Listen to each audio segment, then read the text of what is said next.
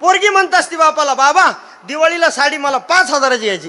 बोबे औंदा पाऊस ज्यादा पडला, कमी पडला म्हणायचं नाही बरं.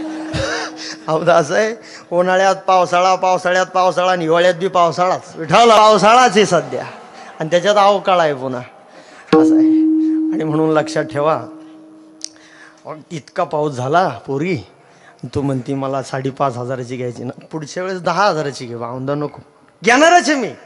सारं सोडलं भावायला, आम्हाला साडी बी नको का? आणि चाल मग घे, चाल जिंदल मार्केटला चाल, जाण्या घे.